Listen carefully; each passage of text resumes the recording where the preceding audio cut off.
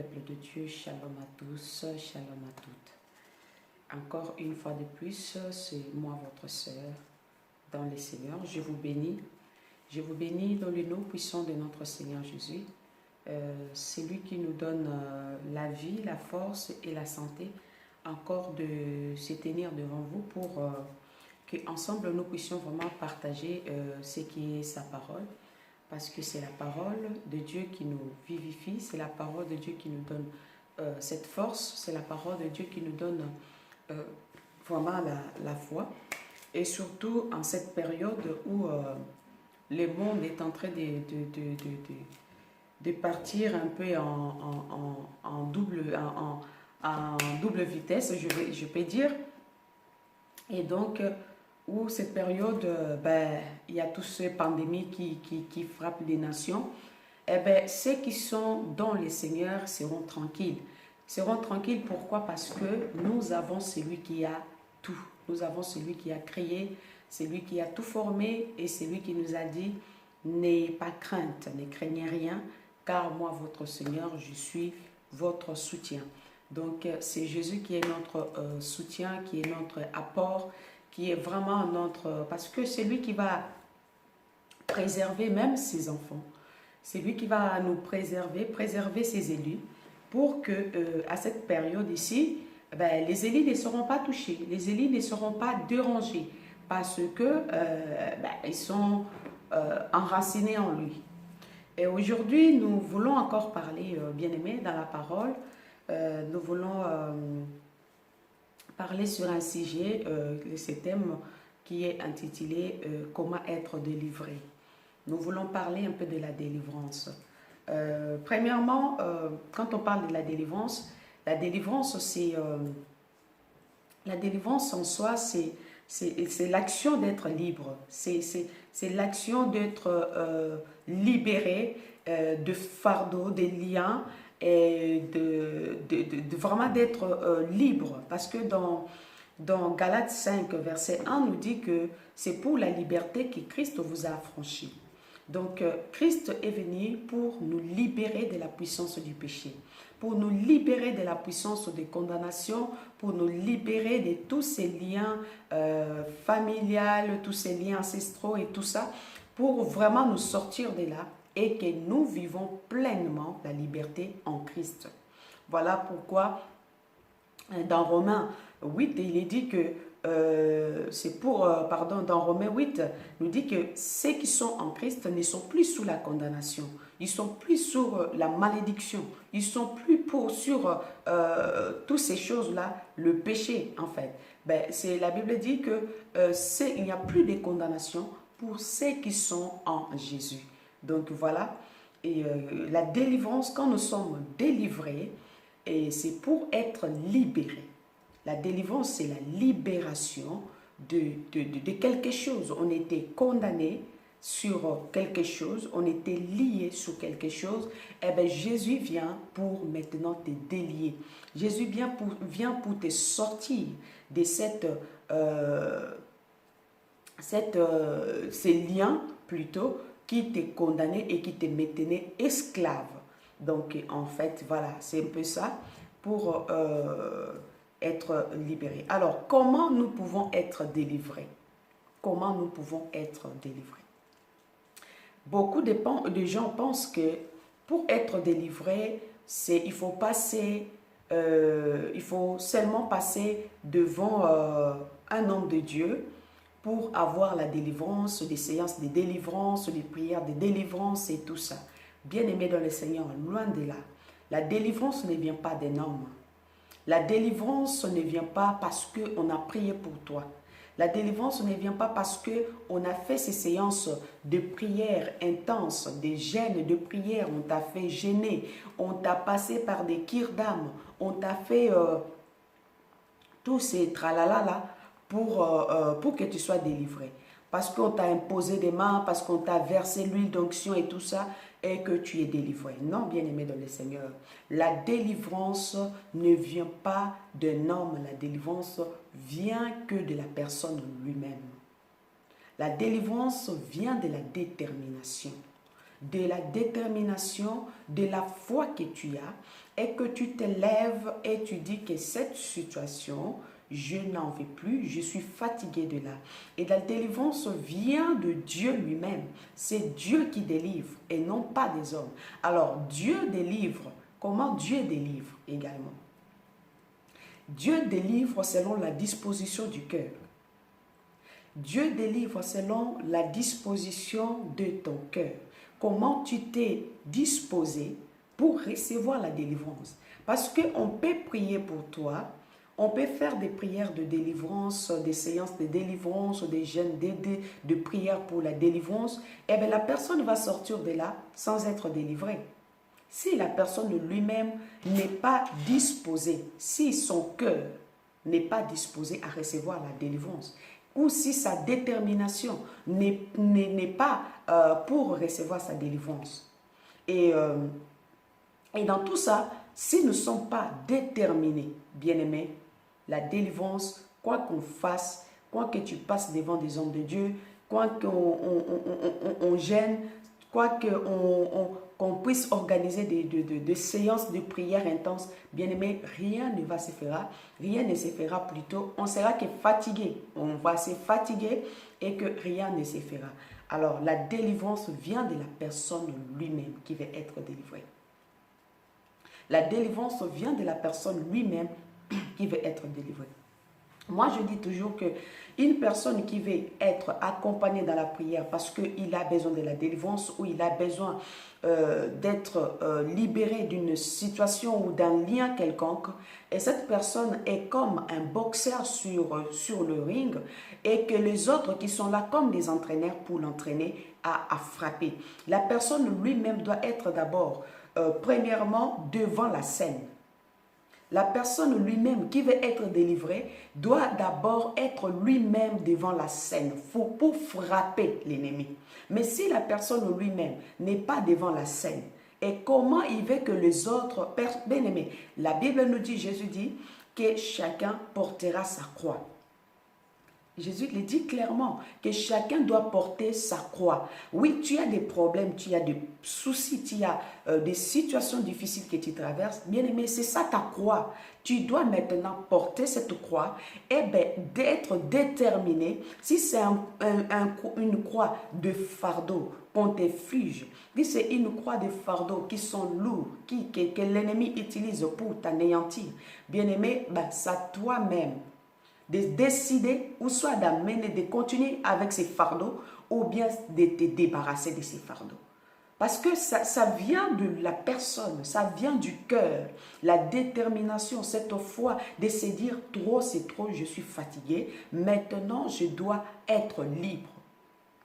Alors, quand maintenant on prend la décision de se libérer de ces fardeaux, de se libérer de ces liens, bien-aimés, on se tourne vers le Seigneur. On se tourne vers Dieu. Parce que c'est lui qui délivre. Parce que c'est lui qui donne la délivrance. Oui, Galate dit que c'est pour la liberté que Christ vous a libérés. C'est pour la liberté que Jésus nous a libérés. Donc c'est lui qui nous a libérés, c'est Jésus. Eh bien maintenant, quand on réalise que j'ai un fardeau et ce fardeau m'empêche d'avancer, ce fardeau m'empêche de me développer. Alors maintenant, on va aller avec ces fardeaux, les déposer devant le Seigneur. Chercher maintenant le Seigneur. Faire une rencontre avec Dieu.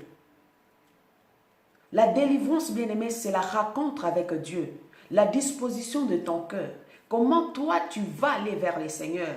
Qu'est-ce que tu veux obtenir de Dieu? Eh bien, quand on ouvre nos cœurs, quand on ouvre le cœur, eh bien, Jésus s'élève pour nous délivrer.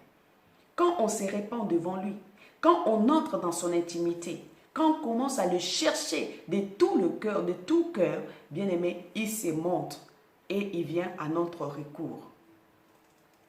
Il vient nous secourir. La délivrance ne peut jamais venir d'un homme. Jamais, bien aimé.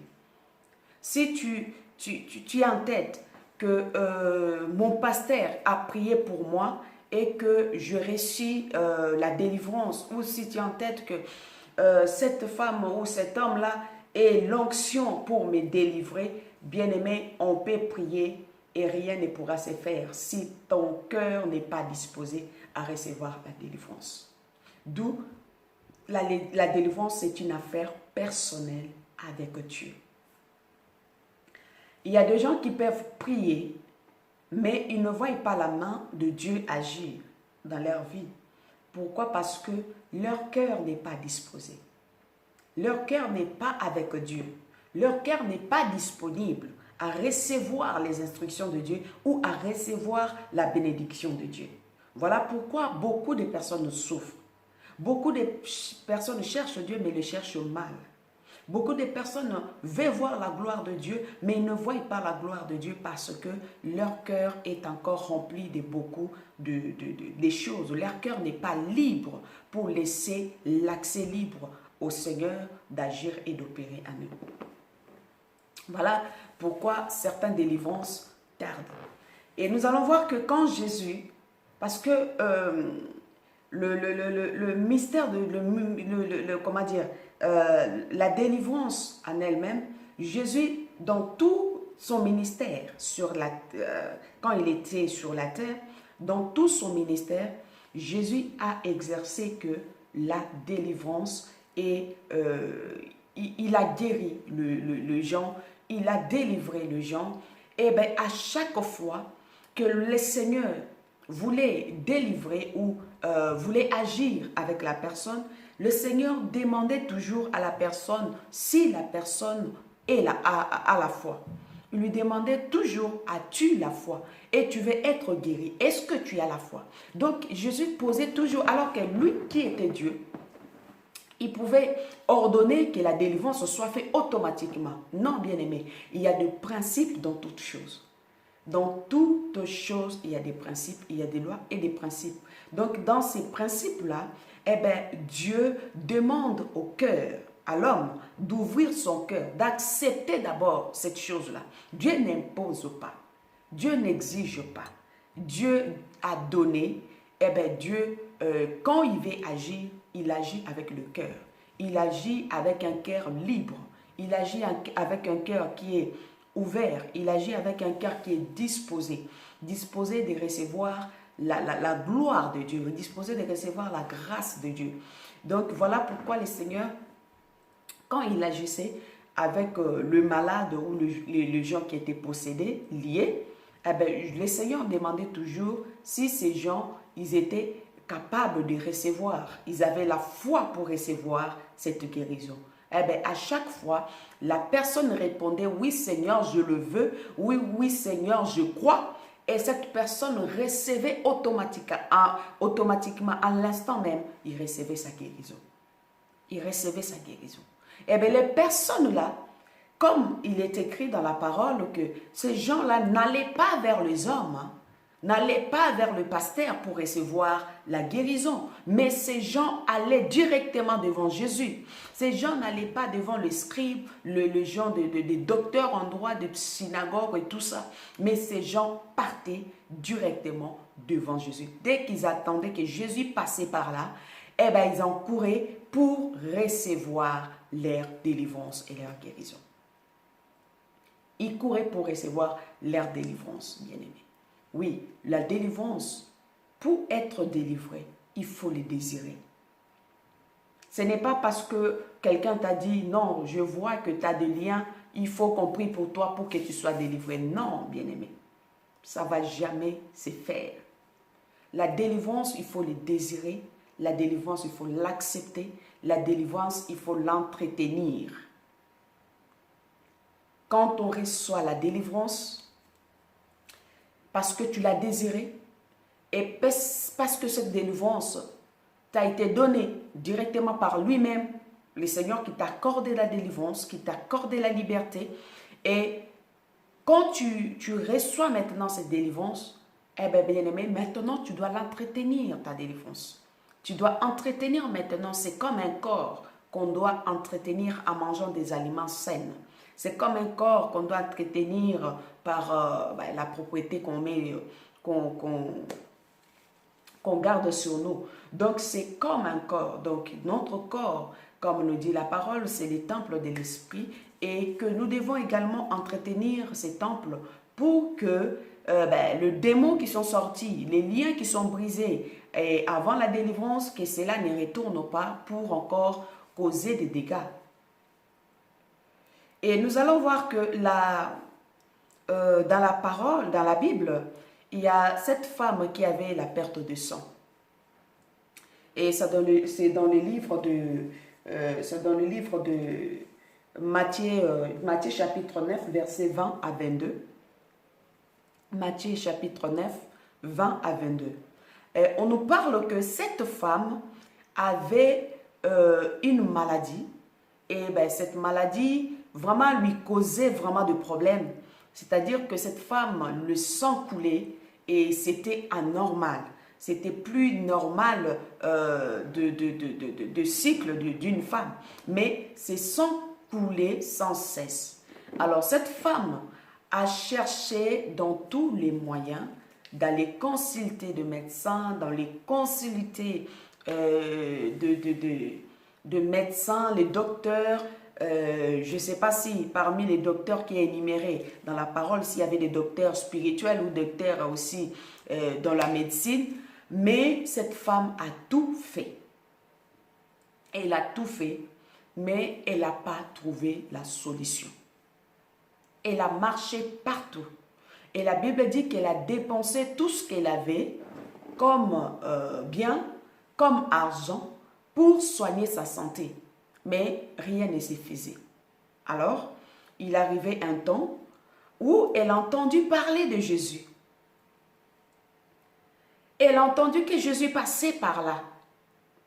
Et cette femme a pris une ferme décision de se dire qu'aujourd'hui, c'est mon jour. Aujourd'hui, c'est mon temps. Aujourd'hui, je ne laisserai pas cet homme passer à côté de moi sans que je ne puisse pas être délivré. Oui, bien-aimé, la délivrance, c'est une décision. Bien-aimé dans le Seigneur, que personne ne te trompe pour te dire que pour être délivré, va te plonger dans les eaux. Pour être délivré, prends de l'eau salée et bois. Pour être délivré, fais je ne sais pas quoi qu'il faut faire. Non, bien-aimé, tout ça, ce n'est que le mensonge. Ce n'est qu'un moyen de te dépouiller, de te soutirer de l'argent. Personne, aucune eau, aucun, je ne sais pas, le sel ou quel étang, quelle mer, quel fleuve ou quel je ne sais pas quoi, qui peut te délivrer. Jamais, bien-aimé. Dieu accompagne seulement ces choses avec sa parole. Dieu accompagne ces choses avec sa foi. À moins que Dieu lui-même te dise, prends cette eau-là, prie et bois. Parce que Dieu, en te disant cela, il a déjà vu ta foi. Il a déjà vu la disposition de ton cœur. Comment maintenant tu es disposé à recevoir cette délivrance? Mais que personne ne te dise non, rentre dans ta maison, prends du sel, mets dans la baignoire, plonge-toi dedans, va dans la piscine et tout ça et tu seras délivré. Bien-aimé, c'est faux.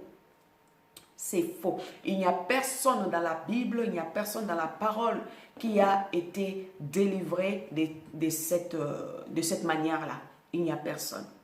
Et tout le monde qui courait vers le Seigneur, et toutes ces personnes-là, le Seigneur leur demandait la dimension de leur foi. Le Seigneur demandait toujours, as-tu la foi? Tu veux être guéri? Alors, cette femme a pris la décision ferme. La décision d'aller vers le Seigneur. Cette femme a eu des obstacles pour arriver là où Jésus était. Alors, dès qu'elle arrivait, la femme cherchait à voir Jésus, cherchait à toucher Jésus, mais elle ne pouvait pas. Mais quand elle a vu seulement Jésus passer, elle a touché les bouts de sa robe et Jésus s'est arrêté. Jésus s'est arrêté pour son cas. Quand cette femme a crié, elle n'a même pas crié, elle a juste touché. Parce que son objectif, quand elle a quitté chez elle, elle se disait, je ne vais même pas chercher de midi à 14 heures. Je vais seulement, si j'arrive seulement à toucher son habit, pour moi c'est fini. Mon problème est résolu. bien-aimé? Est-ce que tu arrives vraiment à entrer dans la profondeur de Dieu? Tu arrives vraiment dans la prière à toucher le cœur de Dieu pour que Dieu t'accorde la délivrance? Parce que la délivrance, ce n'est pas un homme qui le donne. La délivrance, ce n'est pas à l'église qu'on reçoit la délivrance. Non, la délivrance, c'est une chose personnelle avec son Créateur, avec son Dieu. C'est la relation personnelle que nous avons avec Dieu. Eh bien, quand tu te dis, tu te décides qu'aujourd'hui, Seigneur, tu dois regarder mon cas.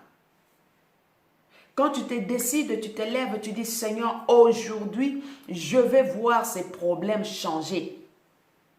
Non, bien-aimé, Dieu est juste et Dieu, il est derrière sa parole pour l'exécuter. Dieu n'est pas un homme pour mentir. Dieu n'est pas un fils de l'homme pour se repentir. Mais Dieu, il est Dieu. Quand on le touche, il réagit. Quand on le cherche, il se montre. Quand on crie vers lui, il répond. Parce qu'il est Dieu.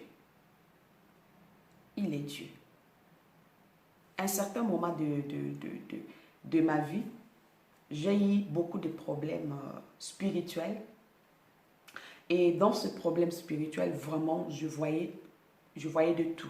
Je voyais vraiment la mort. Et je faisais des rêves qui étaient vraiment... Je voyais ces choses qui étaient anormales. Mais j'ai prié, mais vous savez, la prière où on prie qui n'a pas d'effet, c'est une prière, tu peux prier, avec cette prière-là, tu peux prier des années, mais il n'y aura rien qui va changer dans ta vie. Et bien, c'est ce genre de prière que je faisais. Et pour moi, je disais, je prie. Pour moi, oui, je dis, je prie. Mais pourquoi ces choses peuvent m'arriver? Pour moi, je prie. Mais bien aimé dans le Seigneur, il y avait un jour, c'était de trop. Et je me suis levée et j'ai pris une décision. J'ai dit, Seigneur, ces choses, il faut que ça s'arrête. Et je ne vais pas aller chercher un homme de Dieu quelconque. J'en ai pas besoin. Parce que c'est toi qui m'as créé. C'est toi. Souviens-toi de tout ce que j'ai fait pour toi depuis mon enfance. Parce que je priais. Je t'ai servi. Mais aujourd'hui, peut-être je suis tombée, certes. Mais que mes œuvres crient devant toi. Alors j'ai pris la décision ferme de dire au Seigneur, j'irai voir personne et moi-même, je vais prier pour ma délivrance et que je vais voir Dieu agir. Bien-aimé, j'avais pris la décision et j'ai commencé moi-même les séances de jeûne de prière et je ne sortais pas de chez moi. J'ai commencé à crier. J'ai pris des séances de jeûne de prière à sec et j'ai commencé à demander au Seigneur d'intervenir. J'ai commencé à prier, je dis Seigneur, je vais être délivré et libéré de ces liens. Je veux que tous ces liens soient coupés. Je veux que toutes ces choses soient faites. Et je dis au Seigneur, je dis, si tu me délivres, je vais te servir toute ma vie. Bien-aimé, cette parole a touché le Seigneur. Et le Seigneur s'est levé. Je le vis se manifester. Je le vis agir. Et il a commencé à me montrer ma vie, comment elle était, comment c'était proclamé. Ma destruction, comment c'était proclamé. Dieu a commencé à me montrer. Dieu a commencé à agir à moi. Dieu a commencé à nettoyer, bien-aimé. J'étais à moi-même. J'étais à moi-même, en fait, pourri, un cadavre qui marchait, mais qui restait seulement d'être achevé. Mais Dieu, il m'a commencé à me restaurer. Et bien, Dieu m'a montré même comment les choses étaient proclamées. Et bien aimé, je n'ai pas eu recours à un homme. Je n'ai pas eu recours à des impositions de main. Certes, c'est vrai, on peut demander l'aide des autres, de nous assister parce qu'on a des problèmes. Les autres prient pour toi aussi. Mais l'acteur principal, c'est la personne qui a des problèmes. L'acteur principal qui doit se sacrifier, ce n'est pas ton pasteur qui doit se sacrifier, bien-aimé. Ce n'est pas le pasteur qui doit se sacrifier. Non, le pasteur aussi, c'est un brebis bien-aimé dans le Seigneur. Le pasteur n'est pas au-dessus de tout chrétien. Non, le pasteur aussi, c'est un brebis. Il est aussi un brebis. À qui peut-être Dieu a confié une mission. Mais la personne qui doit se sacrifier dans l'affaire, c'est la personne qui a des problèmes. Et quand je gémissais devant Dieu, Dieu s'est levé, bien-aimé dans le Seigneur. Dieu s'est levé. Et jusqu'aujourd'hui, je vois le merveille de Dieu. Jusqu'aujourd'hui, je suis libre. Je suis libéré de ces choses-là. Je vis pleinement ma liberté dans le Seigneur. Je vis pleinement ma liberté. Oui, bien-aimé dans le Seigneur. C'est possible. C'est possible. La délivrance ne vient pas des hommes.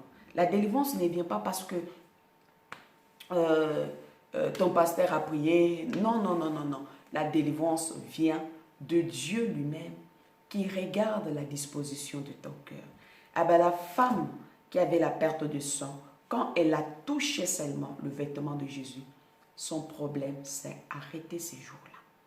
Et la Bible dit, une force est sortie de Jésus pour arrêter Jésus. Jésus a posé la question, qui m'a touché? Oui, il faut arriver, bien-aimé, à la dimension où quelqu'un va toucher le cœur de Dieu pour que Dieu s'arrête à résoudre ton problème. Il faut arriver à une dimension où tu vas toucher le cœur de Dieu pour que Dieu s'arrête. Comme le soleil qui s'est arrêté sur Gabaon. Oui, Dieu est capable. Dieu, c'est lui qui apporte la délivrance. Dieu, c'est lui qui apporte la solution aux problèmes que nous avons. La solution ne viendra pas d'un homme. La solution ne vient que de l'Éternel. C'est lui qui nous apporte la solution et la délivrance. Eh bien, la femme, quand elle a touché le vêtement du Seigneur, la Bible dit que Jésus s'est arrêté. Il a dit, qui m'a touché? Et les disciples commencent à dire, mais Seigneur, comment tu peux dire que quelqu'un t'a touché alors qu'il y a tellement du monde qui se bouscule ici, il y a tellement du monde qui pleure ici, il y a tellement du monde qui cherche à te toucher. Non, mais la prière de la femme avait touché Jésus. La prière de la femme était une prière efficace. Et cette prière a touché le cœur de Dieu et arrêté Jésus sur son problème. Oui, tu peux aussi faire arrêter Jésus sur ton problème. Tu peux aussi, même dans ta maison, bien-aimé, même dans ta maison, la Bible dit que si tu veux prier, entre dans ta maison, ferme ta porte, entre dans ta chambre, prie ton Dieu qui est dans les cieux, prie ton Père qui est dans les cieux, et c'est celui-là qui va écouter, c'est celui-là qui va répondre, bien-aimé. Oui, ça commence d'abord chez toi. Les choses doivent commencer d'abord chez toi. Ne répondons pas tout sur les hommes de Dieu. Non, ça doit d'abord commencer toi-même, ta relation personnelle, qui doit être d'abord développée avec Dieu.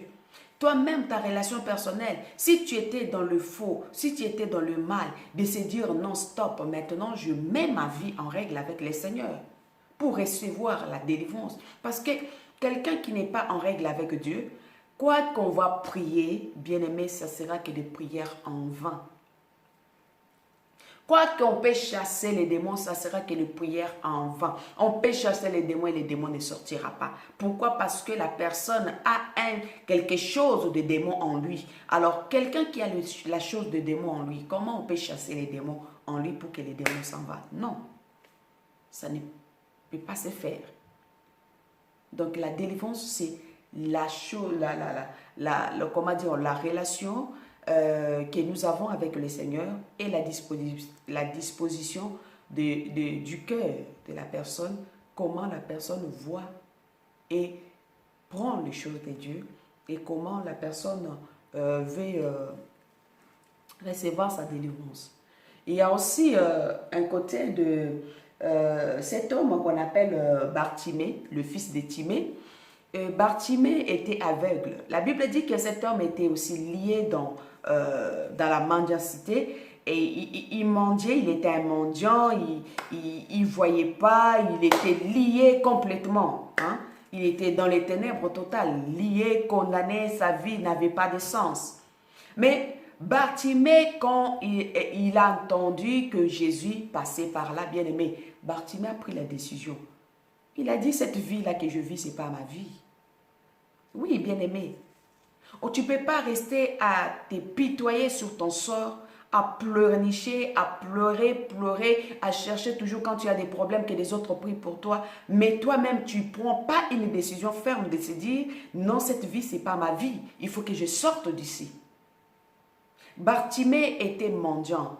Bartimée était quelqu'un qui était lié, condamné dans l'aveuglement. Il ne voyait pas, donc il se levait seulement le matin, il s'est posé devant le synagogue. Tous les gens qui passaient là lui donnaient des miettes, ce qu'ils avaient. Mais cet homme a pris la décision de dire, non, ça, ce n'est pas ma vie. Il faut que ça s'arrête. Et il a couru devant Jésus. La Bible dit, il est parti. Il est monté même sur un arbre. Lui qui était de petite taille, il est monté sur un arbre juste pour voir Jésus passer. Ah, quand il est arrivé devant Jésus, il a crié, fils de David, aie pitié de moi. Oui, bien-aimé. Oui, fils de David, aie pitié de moi.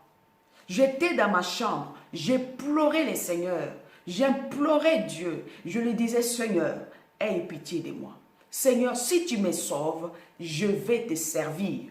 Si tu me sauves, ta Bible, la parole dit que dans ton champ, il y a beaucoup d'ouvriers. Hein, il y a beaucoup de... comment ça s'appelle?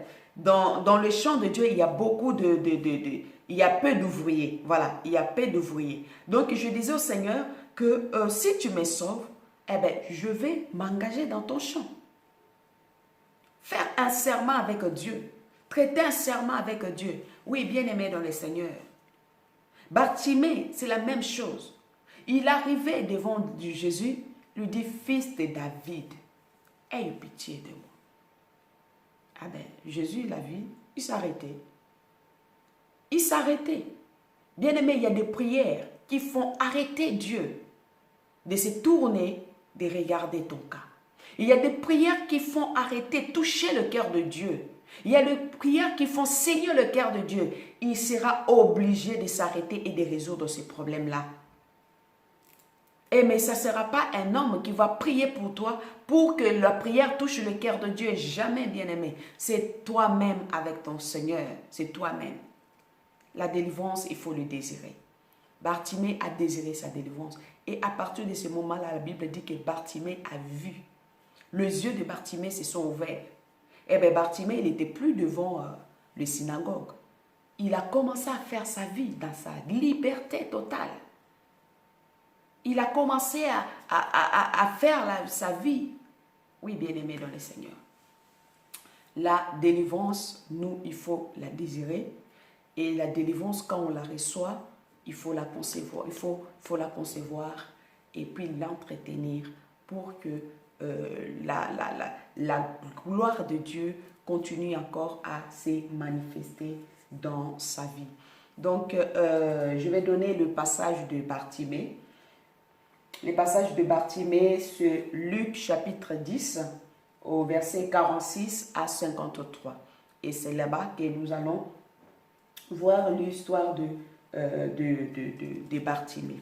Voilà, bien-aimés dans le Seigneur, vraiment que le Seigneur garde nos cœurs, que le Seigneur garde ton cœur, que le Seigneur vraiment touche ton cœur pour que tu ne tournes pas, tu tournes pas ton cœur vers des hommes, mais que tu tournes ton cœur vers ton Créateur. Vers ton Créateur, parce que c'est lui qui a la solution à tout, ce n'est pas un homme. La Bible dit, cessez de vous confier dans l'homme dans le narine duquel il n'y a que de souffle. Donc, on doit cesser, bien-aimés, de nous confier dans les hommes.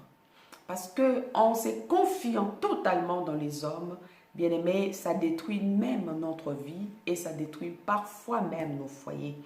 Donc, confions-nous entièrement au Seigneur pour voir vraiment le Seigneur agir, pour voir vraiment la main de Dieu. Parce que ce n'est pas un homme qui est mort à la croix, quel que soit son rang, quelle que soit son identité, quelle que soit sa puissance ou son onction. Ce n'est pas un homme qui est mort à la croix, mais c'est Jésus qui est mort pour te libérer du péché, qui est mort pour te libérer du mal, pour que tu sois sanctifié pour sa gloire. Cherche la délivrance en allant devant le Seigneur, en priant et en invoquant Dieu, et bien Dieu interviendra dans ton cas. Que le Seigneur Dieu vous bénisse abondamment. Restez connectés sur notre chaîne et abonnez-vous aussi pour soutenir l'œuvre de Dieu. Si ces messages t'ont plu ou t'ont édifié, n'hésite pas aussi de le partager avec les autres pour que d'autres personnes aussi soient également édifiées. Que le Seigneur vous bénisse.